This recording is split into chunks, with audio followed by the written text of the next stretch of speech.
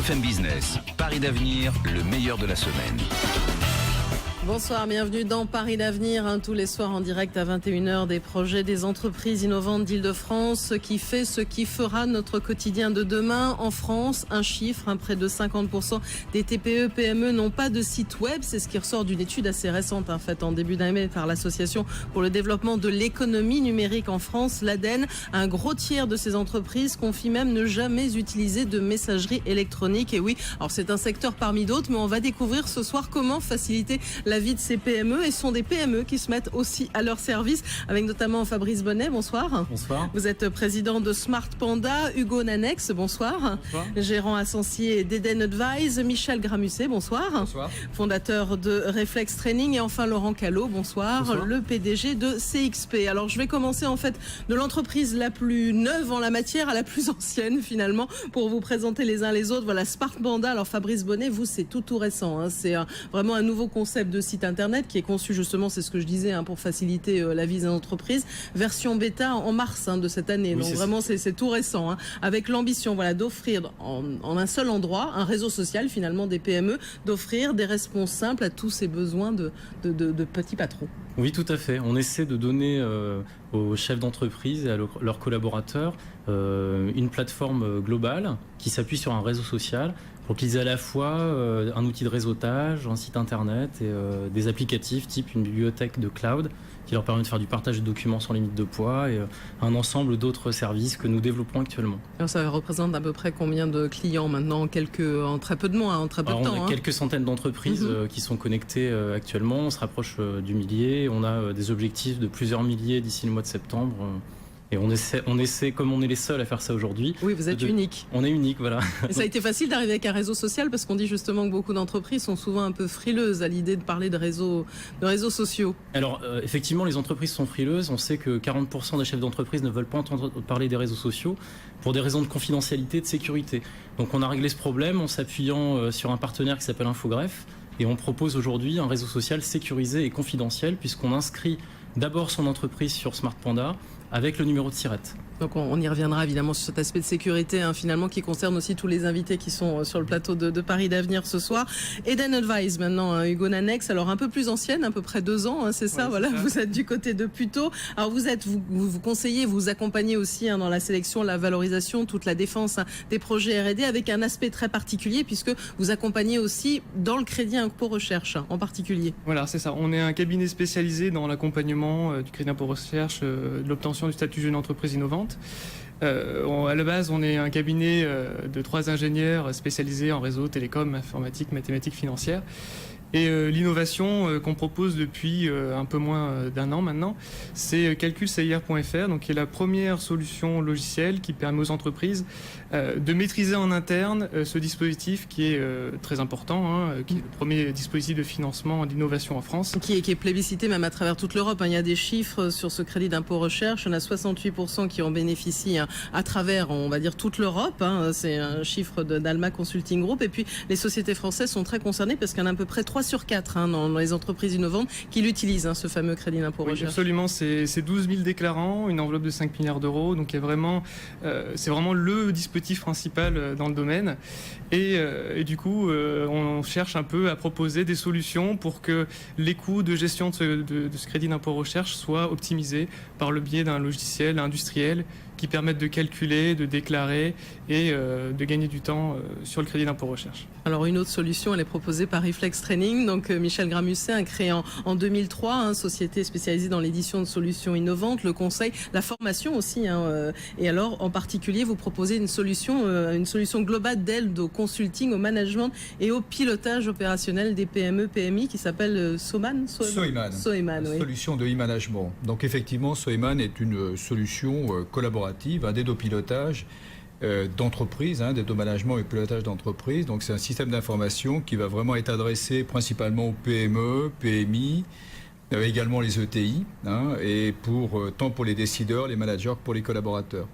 Donc le principal avantage de Soeman, c'est d'apporter de l'efficacité, si vous voulez, travailler sur le potentiel collaboratif de l'entreprise. Donc développer la performance en s'appuyant sur le potentiel humain de l'entreprise. Le potentiel humain, et vous sentez que les entreprises ont ce besoin-là, là on l'a senti, on le voit à travers les aspects besoin d'information, pas seulement, à travers les réseaux sociaux, aussi voilà, mieux calculer et puis être accompagné aussi dans toute cette démarche de management? Effectivement, ce type de solution va nécessiter un accompagnement. C'est la raison pour laquelle d'ailleurs on travaille beaucoup avec des partenaires et des consultants solidement expérimentés pour accompagner les entreprises, si vous voulez, à franchir des étapes de performance.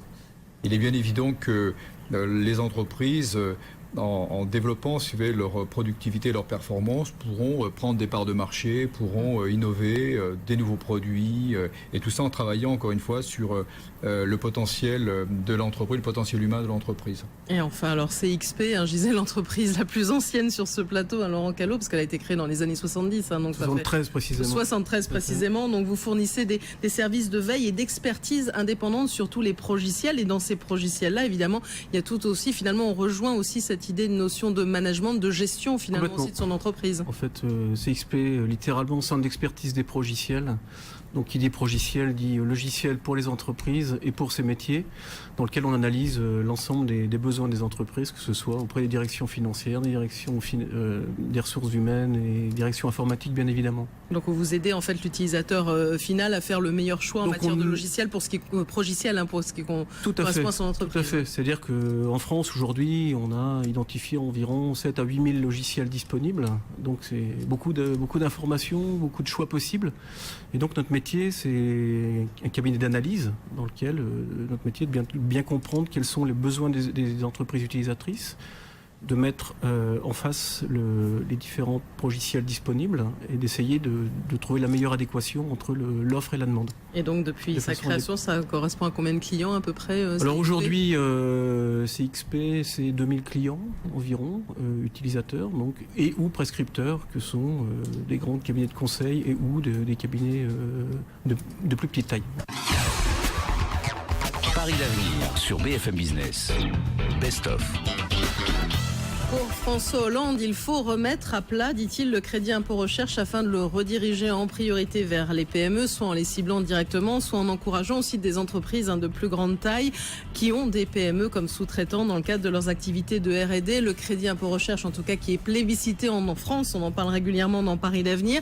Il y en a certains qui facilitent, qui aident les jeunes entreprises innovantes dans leur démarche et globalement qui aident les PME. Elles sont ce soir sur ce plateau de Paris d'avenir, notamment Fabrice Bonnet, président de Smart Panda, Hugo Nanex, gérant associé d'Eden Advice, Michel Gramusset, fondateur de Reflex Training et Laurent Callot, PDG de CXP. Alors comme je donnais des chiffres, des enjeux en matière de crédit impôt recherche, Hugo Nanex, vous qui accompagnez, qui aidez, parce que c'est souvent un casse-tête aussi quand même pour les jeunes entreprises innovantes, même si on comprend l'intérêt du crédit impôt recherche, elles ont souvent besoin d'être accompagnées, parfois par des cabinets d'experts et des cabinets d'experts aussi qui peuvent leur coûter cher. Absolument. Le crédit d'impôt recherche, ça reste un dispositif d'aide à l'innovation assez complexe. La partie la plus difficile, c'est le montage des dossiers techniques. Au niveau de ce que vous disiez de François Hollande, au niveau de la recentralisation sur les TPE, PME du crédit d'impôt recherche, ça va un peu dans le sens de notre démarche au niveau de notre software qui est calculcir.fr, qui est vraiment de démocratiser et de favoriser l'accès aux techniques de calcul et un peu de lever le voile sur ces problématiques de valorisation, de pièces justificatives et autres. Oui, parce que voilà, il faut vérifier parfois les heures travaillées en R&D par rapport aux heures travaillées dans l'année, vérifier les coûts horaires. Enfin, évidemment, tout ça, c'est une source d'erreurs. Exactement. Donc, toutes ces sources d'erreurs-là, elles sont corrigées par notre système qui permet de faire des contrôles de cohérence en outre. D'ailleurs, on a eu le temps un peu d'en parler lors d'une audition au Sénat récemment concernant le futur rapport sur le crédit d'impôt recherche qui devrait sortir par la Commission des finances autour de juillet. On sent que la solution est intéressante parce que voilà, c'est quand on appelle les gens et qu'on leur dit on a un outil qui est gratuit, qui va vous permettre de calculer vous-même votre crédit d'impôt recherche, de gagner du temps, d'être sécurisé, qui va être aux normes normes. Généralement, on nous dit mais vous êtes du ministère de la Recherche. Alors, on dit non, on propose de la formation. Notre modèle économique, il est vraiment là. Et du coup, on identifie vraiment des actes de collaboration avec les entités publiques. Alors vraiment gratuit, parce que je vois que calcul, c'est hier quand même, c'est 900 € hors taxe par an et par entreprise. Alors ça correspond à quoi en fait? Le prix au niveau des TPE PME innovantes, il D'accord. est vraiment gratuit. Le soft est complètement gratuit. Vous allez sur le site internet, on valide juste vos informations. Peut-être qu'il y aura une collaboration à faire pour vérifier l'entreprise en question. Mais une fois ceci fait, c'est gratuit. Les seuls clients pour qui on fait payer le service, ce sont ceux qui travaillent, qui sont des professionnels du crédit d'impôt recherche, les cabinets d'expertise comptable ou les cabinets concurrents qui auraient besoin dans cette histoire, vous arriviez à gagner un petit peu votre vie aussi quand même. Exactement. Notre modèle économique, c'est sur la formation et sur des plugins qu'on va rajouter ultérieurement, qui vont être des suivis des temps, de la gestion de projet. On retombe un peu dans les mêmes thématiques qui sont généralement source d'erreurs et source d'optimisation pour les entreprises innovantes. Ouais, ces enjeux financiers ils sont importants, d'autant plus importants en ces temps difficiles. Alors vous aussi, Fabrice Bonnet, un Smart Mandat, je crois un coût aussi moindre, même pas 150 € à l'année, c'est ça? Oui, c'est ça, 149 €. Oui, comme on s'adresse à des petites sociétés qui n'arrivent pas à exister sur Internet et qui n'arrivent pas à faire d'affaires grâce aux réseaux sociaux, on a eu une politique de prix très agressive, parce que ces sociétés n'ont pas énormément d'argent. Et donc on offre une solution qui coûte à peu près 12 € par mois pour le premier prix, avec une version qui est en freemium, c'est-à-dire qu'on peut utiliser notre réseau social gratuitement. On a juste une partie de notre offre qui est payante, à savoir l'offre de cloud, c'est-à-dire d'hébergement de données, de partage de données, et le site internet. Finalement, c'est une véritable boîte à outils pour pas très cher. C'est le but, c'est ce qu'on a essayé de faire effectivement. Alors pour pas très cher, à côté de vous aussi un Reflex Training, voilà une solution collaborative que vous proposez aussi. J'imagine que vous avez dû faire en sorte aussi de réduire autant que possible, même si vous êtes apparu dans une période qui était un petit peu moins difficile aussi peut-être pour les PME, mais réduire autant que possible aussi l'offre, le coût de cette offre aussi pour l'accompagnement des PME. Alors effectivement, je pense que si on fait un peu le benchmark, si vous voulez, des applications, nous avons voulu absolument être extrêmement attractifs si vous voulez, pour l'entreprise. Parce qu'effectivement, notre marché premier, c'est la PME, la PMI, et on dit en fait qu'elle n'a pas forcément tous les budgets, si vous voulez, pour investir dans des solutions qui peuvent être des solutions lourdes, des solutions métiers. Et d'ailleurs, c'est une originalité, si vous voulez, de Soeman, je répète, donc la solution Soeman, qui est vraiment adressée pour ce cœur de cible, les PME, PMI. Pour donner un exemple, si vous voulez, une entreprise, une PME, PMI d'une 50aine de personnes qui aura au sein de son organisation, je dirais 10 à 15 collaborateurs clés, vous voyez, qui vont organiser, structurer, planifier, diriger. C'est de l'ordre de 15 à 20 €, si vous voulez, par mois et par utilisateur, pour avoir au fond une boîte à outils très opérationnelle et qui va couvrir, si vous voulez, toutes les problématiques de cette population, des problématiques de ressources humaines, de gestion de ressources humaines, de gestion de compétences, de gestion de la relation client, de tableau de bord décisionnel, d'outils pour travailler en mode projet. Vous voyez, l'ensemble de ces outils concrets opérationnels adressés donc aux managers, aux décideurs et aux collaborateurs à l'intérieur d'un même espace collaboratif. Et collaboratif et qui permet peut-être de pallier les PME. Voilà, et parfois il y a un nombre restreint de salariés, peut-être une fonction qui aurait pu être, vous parlez de RH, mais finalement à travers cette solution collaborative, on a un autre poste quelque part qui se crée. Alors c'est extrêmement important votre remarque. J'ai même envie de dire, on va même plus loin. Je pense que travailler en mode réseau, en mode collaboration, ça va même susciter des gens qui peuvent être un petit peu ignorés ou en tout cas dans l'organisation vont pouvoir se révéler puisqu'on va se mettre, si vous voulez, tous en réseau. Le réseau a vraiment une puissance extrêmement importante. Alors, je pense que vous partagez évidemment cette remarque, mais très concrètement, on le démontre, si vous voulez, par les faits. Il y a des gens qui se révèlent et qui rentrent un peu dans le réseau collaboratif de l'entreprise et qui montrent au chef d'entreprise des compétences que peut-être lui n'avait pas identifiées. Et finalement, c'est ce qui se rejoint dans la démarche aussi de CXP, Laurent Callot, votre logiciel aussi, ces logiciels de gestion intégrée qui font lien et aussi, alors on parle de collaboratif, mais il y a aussi le rôle du client aussi, le client aussi qui est véritablement au cœur du business d'une entreprise et ça permet aussi de faire le lien. Le rôle du client est essentiel en fait. C'est une relation permanente entre l'analyste, le consultant, le client, pour bien comprendre ensuite. Et au passage, aller vers l'éditeur de logiciels. J'ai dit tout à l'heure, on en a identifié 2500 en France, etc. Donc on doit comprendre, on doit lui faire passer le message pour lui dire quelles sont les attentes des clients utilisateurs. Et ça ne se fait que par le réseau, que par notre connaissance. Donc c'est un marché très atomisé en fait. Très atomisé. Donc c'est compliqué aussi de s'y reconnaître. Très compliqué. Et donc l'idée, c'est bien à chaque fois d'essayer de comprendre par des clubs d'utilisateurs quels sont leurs besoins, etc. Donc on fédère, c'est une sorte de réseaux sociaux par profession. Donc une fois de plus, que ce soit des dirigeants dans le secteur public, par exemple, nous avons un réseau en fait avec des collectivités locales, donc qui sont des structures finalement de petite taille qui se réunissent régulièrement pour essayer d'exprimer leurs besoins, et ensuite notre message à nous est de le faire passer auprès des éditeurs de logiciels. Et sur cette question de coût aussi dont on parle depuis une dizaine de minutes aussi, ça aussi j'imagine c'est un enjeu comme pour les autres acteurs sur cette table. On a des coûts qui sont vraiment très variables en fonction du besoin. On pratique beaucoup la politique du freemium au CXP, qui fait qu'on a un site qui est quand même... on ne parle que de progiciels et on a environ 50 000 visiteurs tous les mois sur notre site. Pourquoi ? Parce qu'on a des bases de données gratuites en fait, où le trafic se fait.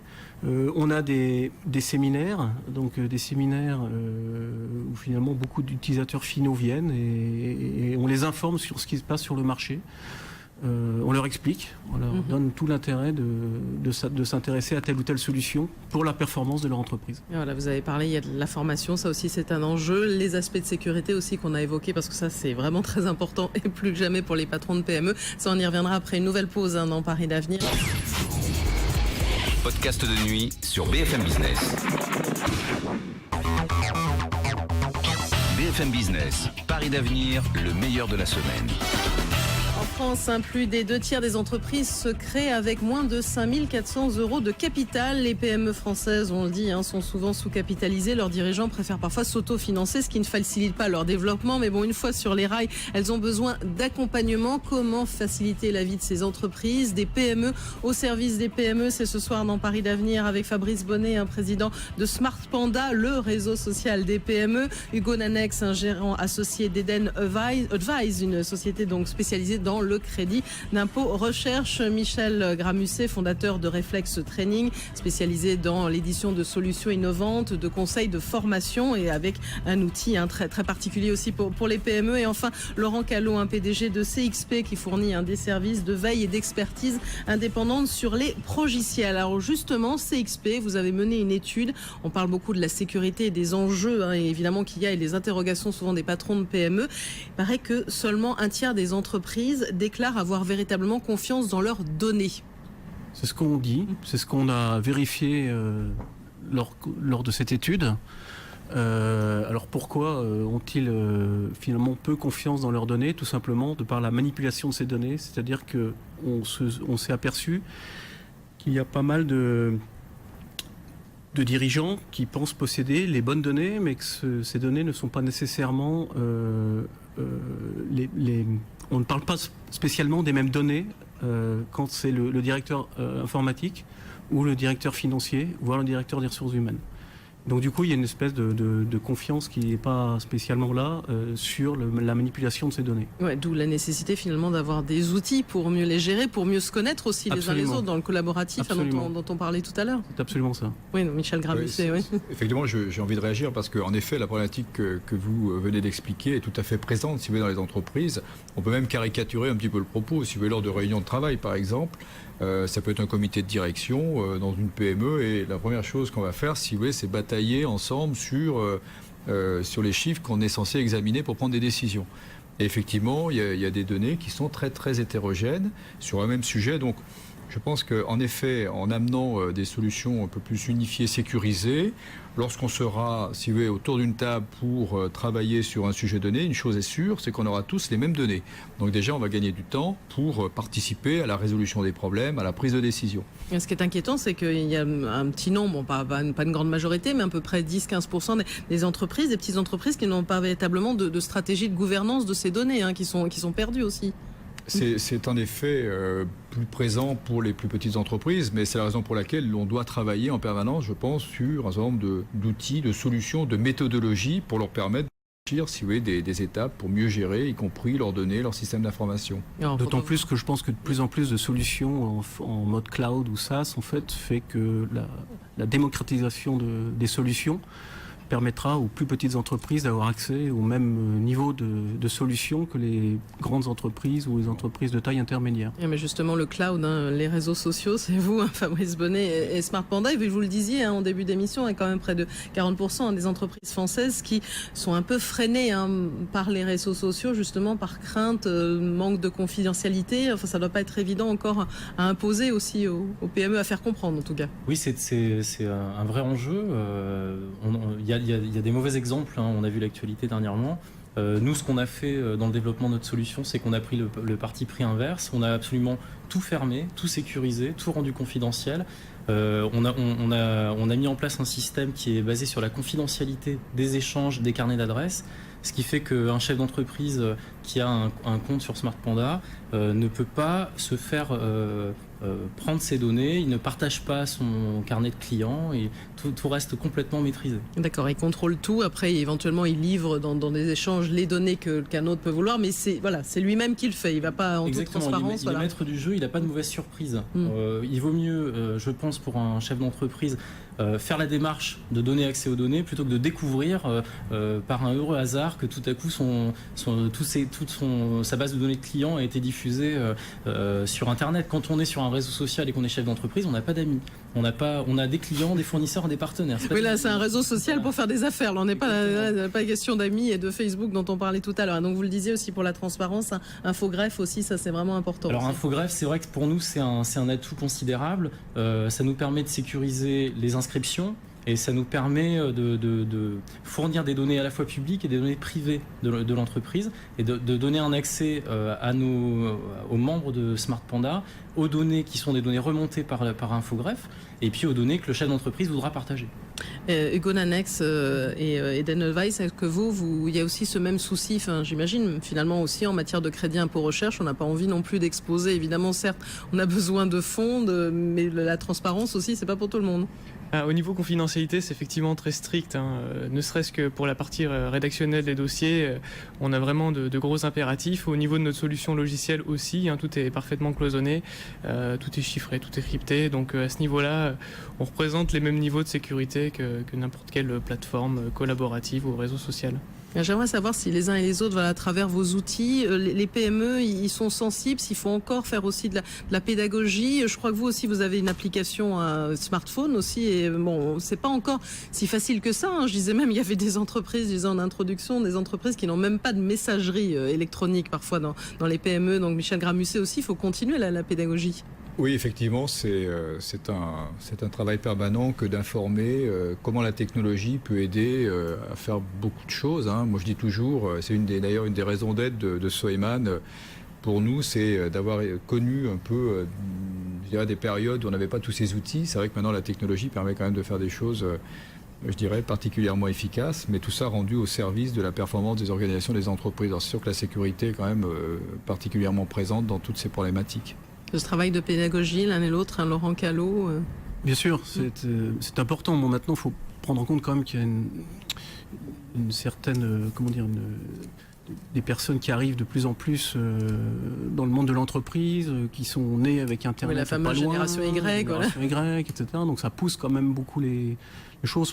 Il y a de moins en moins de danger dans l'esprit des décideurs malgré tout sur la confidentialité des informations, etc. On voit très bien, il y a cette démocratisation qui arrive, il y a beaucoup de choses qui est dit, peut-être tout et n'importe quoi sur le cloud et le SaaS, mais n'empêche que c'est une réalité, on ne peut pas passer à travers. Donc je pense que malgré tout, les choses évoluent assez rapidement, même si on est bien en retard par rapport à d'autres pays, comme la Grande-Bretagne notamment. Oui, pour certains, on a vraiment des années de retard. On a des années de retard, bien de le souligner. Néanmoins, il faut quand même voir les choses de façon positive. Et effectivement, depuis quelques années, on a une véritable évolution des choses. Et Hugo Nanex, vous adressez peut-être à des profils aussi plus jeunes, même si on peut faire une entreprise innovante et être un peu plus ancien aussi, mais bon, qui ont peut-être plus l'habitude de l'outil quand même. Alors absolument, beaucoup de nos clients sont des jeunes entreprises innovantes qui se posent des questions sur comment on calcule les crédits d'impôt recherche, combien on peut espérer avoir. C'est vrai qu'à l'heure actuelle, sur Internet, vous avez très peu de ressources en fait qui existent. Vous avez tous les articles de loi qui sont bien sûr disponibles en ligne, vous avez les bulletins officiels des impôts, mais alors c'est assez imbuvable. Et du coup, le rôle aussi de notre outil, c'est un peu ce que disait notre confrère, c'est de démocratiser et de vraiment faciliter l'accès à l'information. Et ça, c'est vraiment une culture qu'on retrouve dans nos générations, un peu le do-it-yourself. Là, on va aller vers des techniques internes pour pouvoir vraiment prendre en main le crédit d'impôt recherche, le faire d'une manière efficace, sûre, sécurisée et aller au plus vite. Et Fabrice Bonnet, quand on se présente, voilà, le premier réseau social des PME, on n'effraie pas trop, ça a été très vite. Alors, de comprendre. Oui, non, on a fait des tests avec des entreprises avant de lancer Smart Panda et on a eu toutes les générations, on a eu un très bon accueil, pas forcément des jeunes, mais on voit effectivement qu'en termes d'usage, les jeunes sont très habitués aux réseaux sociaux, les réflexes sont instantanés. Pour les personnes qui ont dépassé la cinquantaine, le réseau social c'est moins évident, mais on a toutes sortes de publics, tous les âges sur le réseau social, et on voit bien que c'est le service qui crée ce besoin et les inscriptions sont multiples. Paris d'avenir sur BFM Business. Best of. En France, près de 50% des TPE-PME n'ont pas de site web. Il y a encore du retard à rattraper, mais des entreprises sont là pour les accompagner et pas seulement dans ce domaine. Faciliter la vie des entreprises, des PME au service des PME ce soir dans Paris d'avenir avec Fabrice Bonnet, président de Smart Panda, Hugo Nanex, gérant associé d'Eden Advise, Michel Gramusset, fondateur de Reflex Training et Laurent Callot, PDG de CXP. Alors je parlais du contexte un petit peu délicat. Il y a encore une étude tout récente, le baromètre trimestriel des PME et des ETI de la Banque Palatine qui dit que les dirigeants sont un petit peu moins optimistes, sont quand même 78% restent optimistes pour l'avenir. La moitié d'entre eux misent sur une stabilisation de l'activité, un tiers sur de la croissance et globalement, ils savent aussi à quel point les pays émergents, l'extérieur sera important aussi pour eux. Et finalement, ces outils, Laurent Callot, ils sont là aussi pour les aider. On parle souvent d'export, d'aller aussi ailleurs. Ils sont là aussi pour les accompagner dans cette démarche-là. Tout à fait. Sur le pilotage de l'entreprise, ça c'est très clair. Et à l'étranger également, bien sûr, bien évidemment. Donc, nous, c'est le pari qu'on a pris récemment d'essayer aussi de trouver des solutions en dehors de notre territoire, en dehors de l'Europe.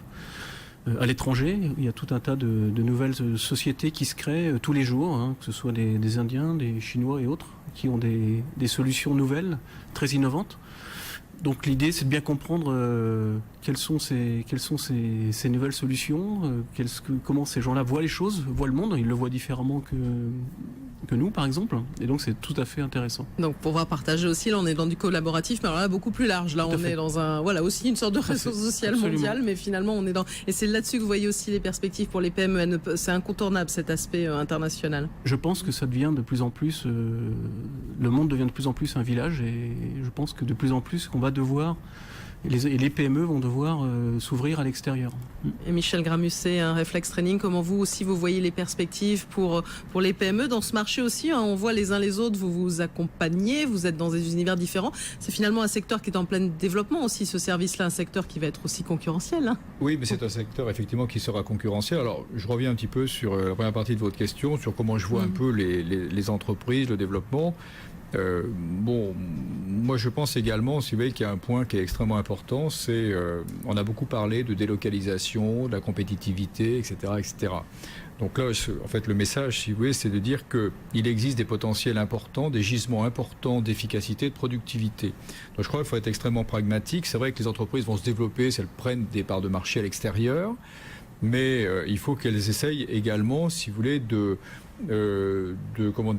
d'améliorer leur performance, leur efficacité pour éviter d'être délocalisées, parce qu'on voit bien dans le jeu, si vous voulez, des échanges, on en parlait un petit peu entre nous, je crois que si on améliore encore davantage, si vous voulez, l'efficacité, il y a des leviers importants, si vous voulez, à exploiter. Ça, c'est une très très bonne nouvelle. Alors justement, la technologie, les systèmes d'information, la collaboration entre les équipes, la vitesse de circulation de l'information, va contribuer fortement à rendre les entreprises plus compétitives. Alors, dans ce cadre-là, je pense qu'on en est au début, si vous voulez, de cette évolution de la puissance, effectivement, des réseaux collaboratifs, des systèmes d'information collaboratifs. Et je pense que, notamment pour les entreprises françaises, ça apportera des gains d'efficacité extrêmement importants. Donc encore des perspectives pour Reflex Absolument. Training, après pas tout à fait 10 ans d'existence, mais il y a encore des solutions envisagées et d'autres...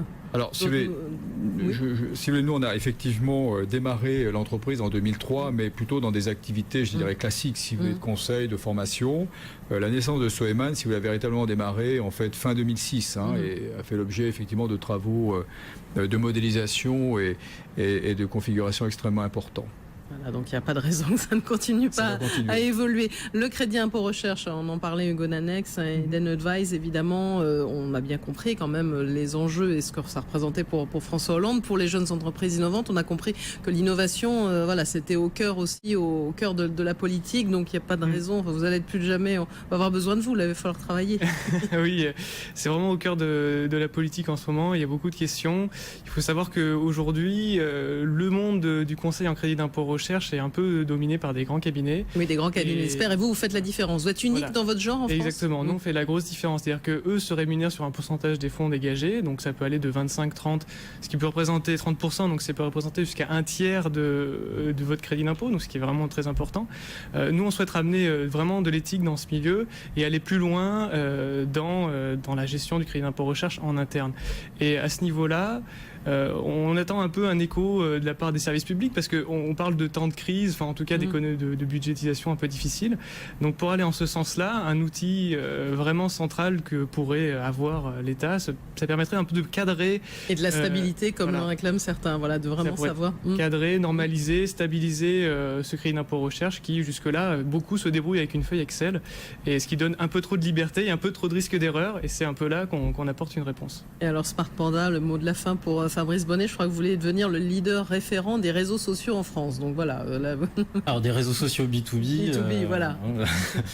Faut rester raisonnable.